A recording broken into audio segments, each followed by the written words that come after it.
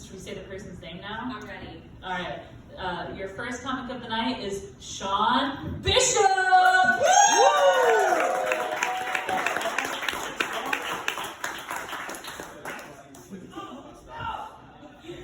He's outside.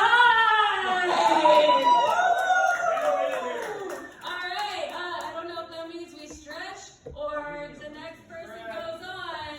Stretch feel. Oh, he's Stretch. All right, everyone, touch your toes. When was the last time you touched your toes? Namaste.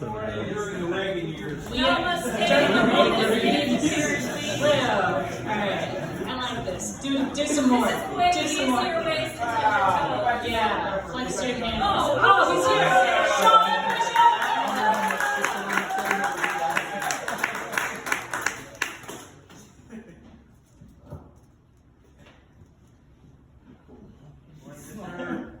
Thanks. I was smoking a cigarette. Usually they do like a fucking 10-minute set before I come up. I go up first all the time. I'm number one.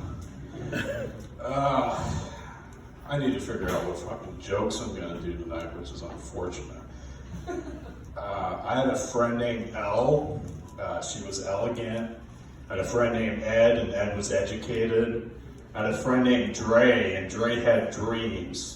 Now I have a friend named Bob, and he's a no good fucking Italian. You can't trust a damn thing the WAP says.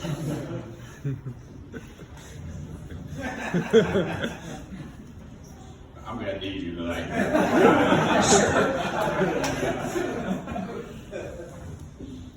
I have a brother. He's a really smart guy. He's a chemical engineer, and then my brother has a brother. He's a comedian. And he's not that funny. I'm an introvert from West Virginia. It's all of us. That's why we're a comedy show. Which means I only have 3 friends, and 2 of them are racist, so one of them's black. Are all blind men Nazis? That's a philosophical joke. I went to college in Kaiser, West Virginia. That's us. Kaiser's located right in the middle of the Appalachian Mountains, and the town's down in the valley, and up on the hill there's a bunch of windmills. And we used to go party up at the windmills. We'd be up there drinking, smoking, listening to music. And we'd always listen to bands like Iron Maiden and Black Sabbath. Not because any of us were into that music, but man, those windmills, they're big metal fans. My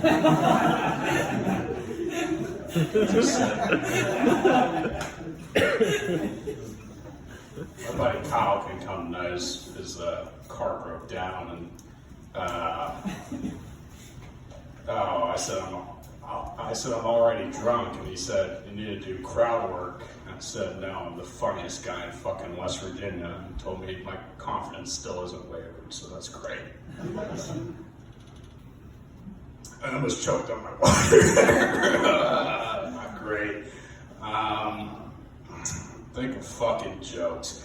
There's a lot of sayings in the English language, but there's one saying everyone here needs to remember. It's that you can lead a horse to water, but you probably shouldn't fuck them. Didn't go as well as I wanted it to. People use the expression to hit a nail right on top of the head. I think we need to start checking these nails for CTE before they start beating their wives.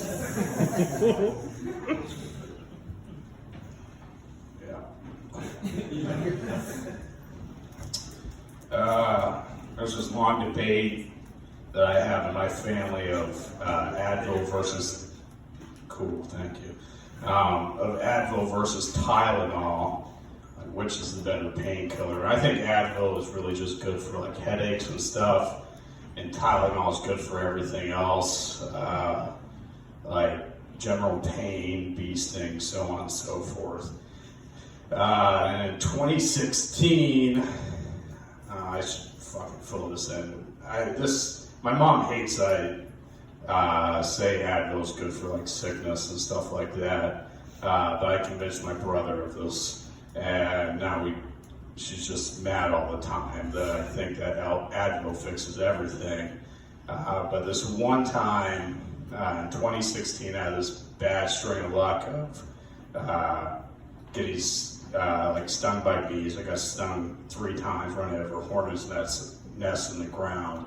But following all those 3 times, I was in my backyard cutting grass and I slipped down my hill and I cut off 3 of my toes. Yeah, I know, it sucks. Should have been in my position.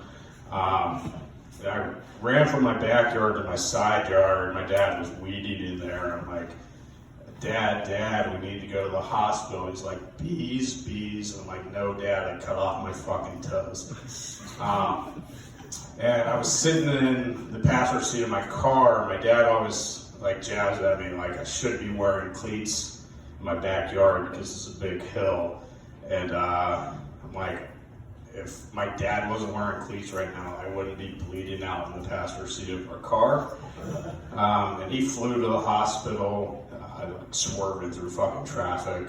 And we got there and they started shooting me up with this drug called Dilaudid.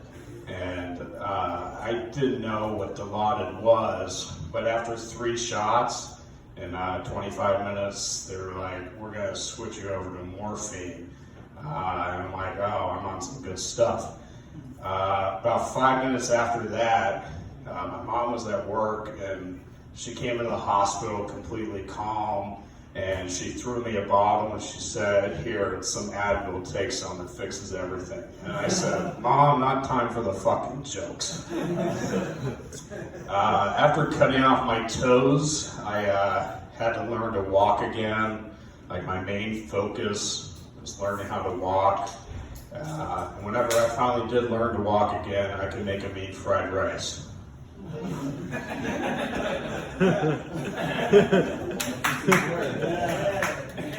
I went from a really serious joke to a really stupid one. You guys need to stay on your toes, I can't. Besides a comedian, I'm an avid lover of koala bears. Like I love them so much that my dream is to one day marry a koala bear. And if you guys find that disgusting, you guys haven't realized how cute they are. Some fun facts about koala bears. They have 4 opposable thumbs, 2 on each hand, and they have no natural predators. This is due to the fact that they spend every waking moment of their life eating eucalyptus leaves that are poisonous to everything, including the koala bears.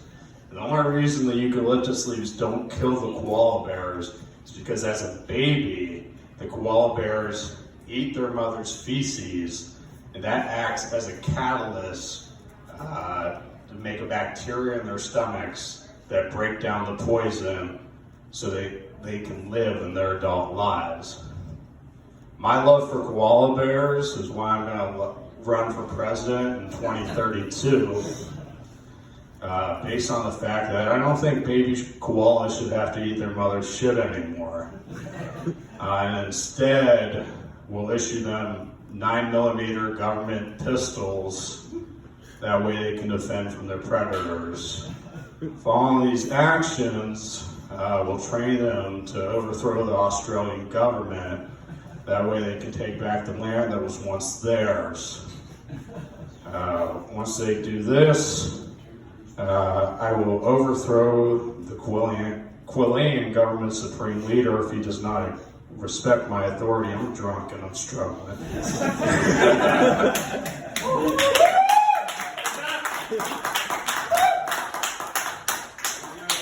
Yeah, I know I am. I'm funny as fuck. And that way I can vacation. Where the fuck that joke? I used to be a co-manager of an 84 Lumber in Elkins, West Virginia. I was the youngest guy there. All my employees were much older than I was.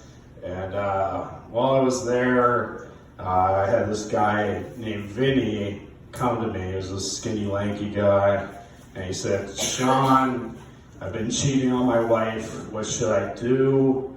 Mind you, I'm not the guy to ask, but but I thought about it for a second, and I said, Vinny, when we frame houses, we don't use screws, we use nails.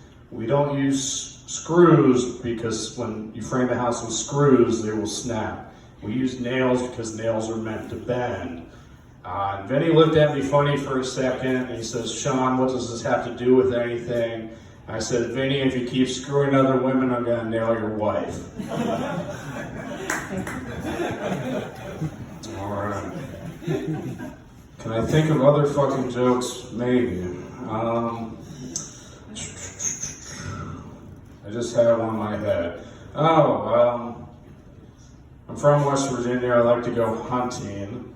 A lot of people have a problem with the idea of hunting, the idea of shooting animals, and I get that. But I don't think those people understand the atrocities happening in the deer community. So let me learn you guys something. There's 3 main types of deer in North America. The first one is the mule deer. It's kind of a mutual deer. And then the other 2 are the black and the white-tailed deer. And the black-tailed deer are all located in the Pacific Northwest, mainland Alaska. Then the white-tailed deer are everywhere else. They dominate coast to coast. They're the ones we have here in West Virginia. They shit in your yard. They jump out in front of your car. But the biggest problem is that the white-tailed deer are completely segregated from the black-tailed deer, and I think it's fucked up.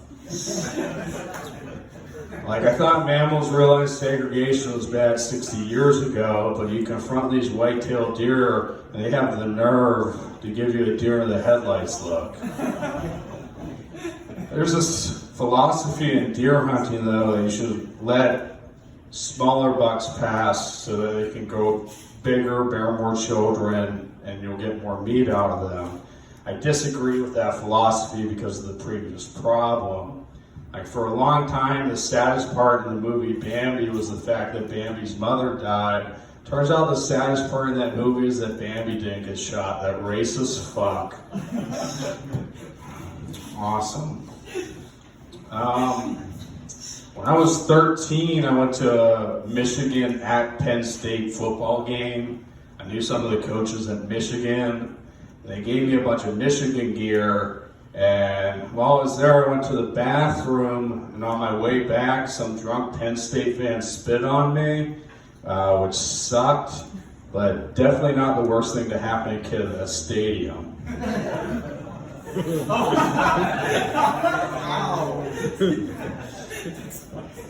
Cool. I recently read a book by Steve Martin called Born Standing Up. And in there, he quotes a comic that gave him some advice about doing open mics. And his advice was, no matter what, the one thing you should be trying to do is make the waitresses laugh. Because as long as you're at their spot, they're going to see all of your sets. Which is great advice. The only problem is the comic that gave him that advice was Bill Cosby. And the waitresses didn't laugh. I got drugged. Okay, harsh joke. My name's Sean Bishop. I have a goal in life to be the most famous Sean Bishop. Which is fortunate because there's not many of us. Like, if you think about it, in 1981, the second overall draft pick in the NBA draft was a guy by the name of Isaiah Thomas. Then in 1989, a woman in Washington State decided to name her son after him, and that Isaiah Thomas grew up to be one of the greatest point guards in NBA history. Luckily for me, they weren't named Sean Bishop, because my dream would have ended the moment I got cut from the 6th grade basketball team. Fortunately for me, I just have to be more famous than actor Sean Bishop. Who? Exactly. Who the fuck is that guy? Turns out actor Sean Bishop's famous for one movie role where he played the eldest son to the main character in the 1977 classic Close Encounters of the Third Kind. Which means Right now, as an open mic comic, I'm the second most famous Sean Bishop. Right behind a guy that's been out of work for 45 years. If you guys can leave here tonight and remember I'm Sean Bishop, I will be the most famous Sean Bishop. Right in front of a guy that I can only assume is a homeless man on the streets of Hollywood that once played a secondary character in a movie about communicating with aliens. And I hate alien movies. Because it's always about how do we communicate with aliens. That's not the problem, guys. What we should be worried about is can the aliens communicate with spiders? Because if the aliens just show up and decide to wipe out the human race, they're a bunch of racists. But if they can communicate with spiders, it turns out I'm the racist. I don't know if you guys have heard of this Hitler fella, but let me drop some numbers on you. He's famous for this thing called the Holocaust, where he killed 66% of the Jews in Europe. I've killed 100% of the spiders I've ever fucking seen. Which means if the aliens can communicate with spiders, I'm going to be the dickhead in every alien history book that try to wipe an entire species off their planet. But if a spider genocide makes me the next Hitler, I'll own it. I'll vow to kill every last one of those 8-legged fucks. Because every single person here knows who Hitler is, and I damn well we knew who actor Sean Bishop was, and I played to win. Thank you guys, I'm Sean Bishop. Have a good fucking night.